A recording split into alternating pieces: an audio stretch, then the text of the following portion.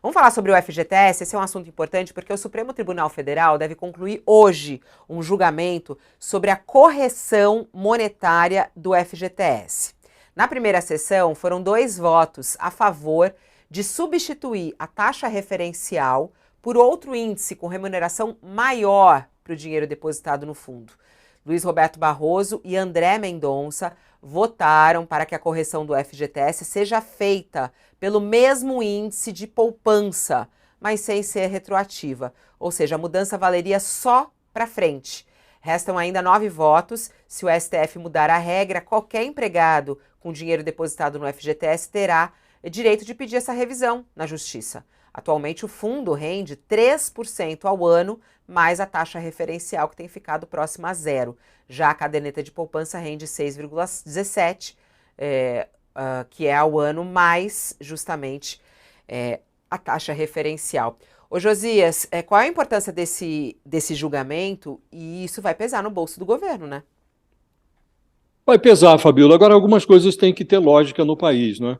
Não faz sentido que o recurso do trabalhador brasileiro permaneça retido, e nem sempre ele pode retirar apenas em circunstâncias especiais, e em algumas dessas circunstâncias até o governo ou o ministro do Trabalho gostaria de fechar determinadas janelas que permitem o saque do FGTS. Então está lá o dinheiro preso. Não há a mobilidade que o dono do dinheiro gostaria.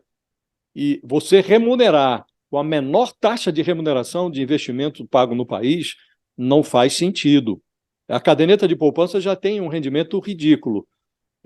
Pessoas que têm dinheiro para aplicar no mercado financeiro conseguem uma rentabilidade muito maior. Num cenário em que a gente tem aí uma taxa de juro anual de 13,75%, não faz sentido você condenar o trabalhador a manter o seu dinheiro aprisionado num determinado investimento, porque o FGTS é um investimento que a pessoa vai sacar quando for demitida, ou quando for comprar um imóvel, ou quando, em circunstâncias especiais, o governo permite o saque. Não faz sentido que esse dinheiro preso lá seja remunerado com uma taxa tão ridícula quanto essa de 3% ao ano. Então, o que o Supremo Tribunal Federal está prestes a fazer, e eu espero que faça, é corrigir uma injustiça.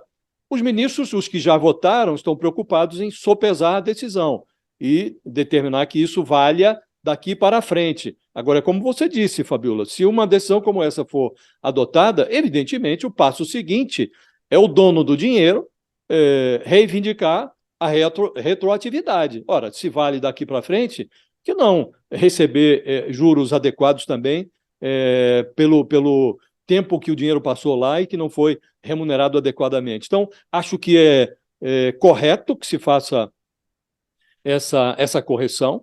O trabalhador não pode ter o seu dinheiro aprisionado e com correção abaixo do que outros investidores recebem no mercado financeiro, e acho que essa tentativa de evitar a retroatividade faz sentido do ponto de vista lógico, porque o país já está com dificuldade de caixa, né? E você impor mais uma despesa como essa ao Estado não parece razoável. Agora, acho que o assunto não encerra aí. Esse tema vai continuar. Aliás, tem gente que até tirou o dinheiro do FGTS para comprar as ações da Eletrobras, começou ganhando, depois se deu um pouco mal, tem essa discussão também. Agora, eu até estava vendo os dados aqui, a Advocacia Geral da União já apresentou até uma manifestação ao Supremo Tribunal Federal. O peso no cofre público, né, o tamanho desse impacto, vai ser de 661 bilhões de reais.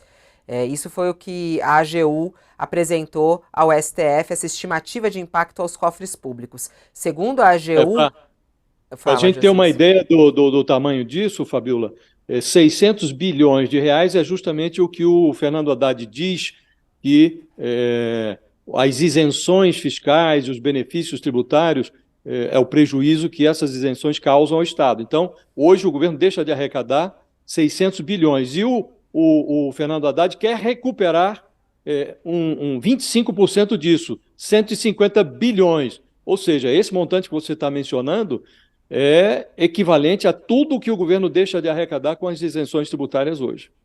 E aí eles falam nessa manifestação que eles fizeram ao Supremo, a AGU diz que tem hoje 118 bilhões de reais disponíveis em caixa para o FGTS e que pode deixar de operar caso essa ação seja aceita pelo governo. Por enquanto, 2 votos favoráveis a esse reajuste. E aí, Molica, o que fazer? Quer dizer, vai ter dinheiro para pagar? Vai parar? Olha o problemão para o governo.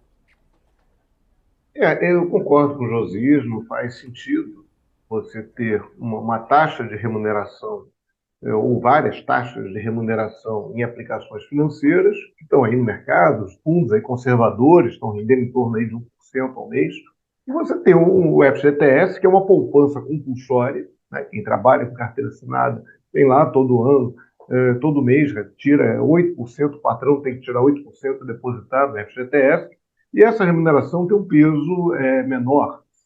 A remuneração dessa aplicação ser muito menor que aquela do mercado financeiro. Dependendo da inflação, a pessoa tem prejuízo. A inflação aí projetada em torno de 5%, 5,5%. Se você tem 3% de rendimento, você está perdendo dinheiro. Então isso não faz sentido. E não cabe ao Supremo, e muitas vezes o Supremo faz isso, analisar o impacto disso na economia. Isso é uma decisão, isso cabe à área política fazer. Não cabe ao Supremo. O Supremo tem que dizer se isso é legal ou é ilegal. Tá, é isso que tem que fazer. O problema de onde vem o dinheiro é outra questão. O Josias falou agora dessa questão das isenções fiscais.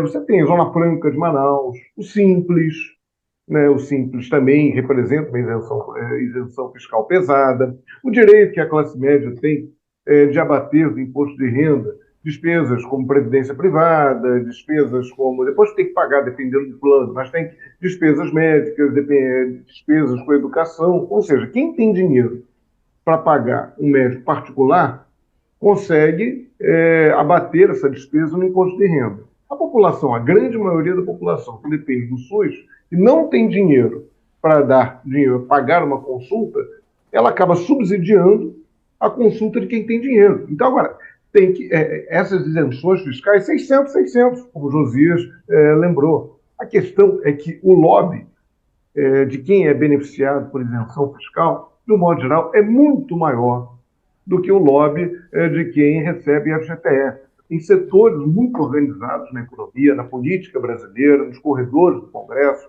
nos corredores do Palácio do Planalto, mexer nisso. Eu duvido muito que o Haddad consiga tirar algumas dessas isenções. Isenção é um negócio tão complicado, talvez a única autocrítica que a Dilma fez, a ex-presidente Dilma Rousseff fez, foi quando ela admitiu que tinha errado, em determinado momento do governo dela, em aumentar algumas isenções. Até a Dilma, que não é exatamente uma pessoa humilde, né? Ela não é muito chegada a uma autocrítica, enfim, ela tem todo o direito de reclamar lá do impeachment dela, claro, mas ela admitiu que deu isenção fiscal demais. Agora, como é que você tira a isenção fiscal?